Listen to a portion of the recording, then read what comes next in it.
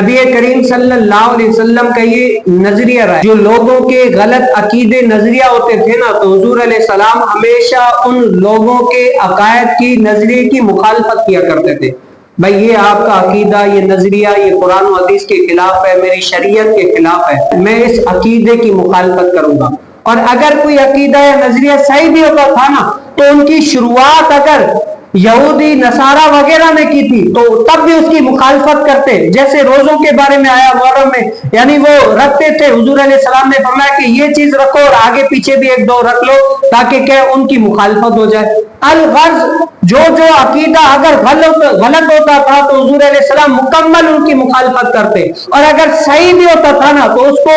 ادا بھی کرتے، لیکن آگے پیچھے اور بھی کام کرتے تاکہ ان سے وہ کام کیا ہے، جدا ہو جاتا۔ اسی لحاظ سے نبی کریم صلی اللہ علیہ وسلم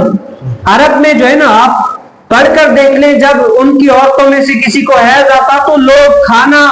ساتھ نہیں کھلاتے تھے، گھر سے باہر نکال دیتے تھے، ان پر ظلم و ستم کرتے تھے اور ان کو منحوس سمجھتے تھے کہ یہ عورت منحوس ہے، جس کو حیض وغیرہ یہ وہ آ گیا، تو ان کو دور کر دیتے تھے۔ تو حضور علیہ السلام کیا ان کی مخالفت کیا کرتے تھے۔ حضرت سیدنا عائشہ صدیقہ رضی اللہ تعالی عنہا فرماتی ہے کہ جب میں حیض کی حالت میں ہوتی تھی نا تو نبی کریم صلی اللہ علیہ وسلم میری گود مبارک میں تکیہ رکھ کر اس کے اوپر قرآن رکھ کے پڑھا کرتے تھے، تاکہ لوگ دیکھیں کہ وہ عورت منحوس نہیں ہے، اور اس کے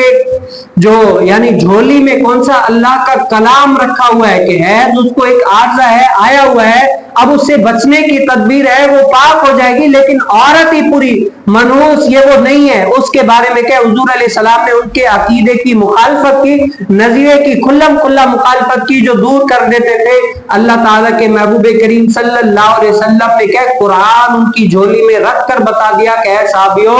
اس ٹائم پر صرف ہم بستری کے علاوہ تم ان سے جتنی چاہے خدمت لینا چاہو خدمت لے سکتے ہو، ان کے پاس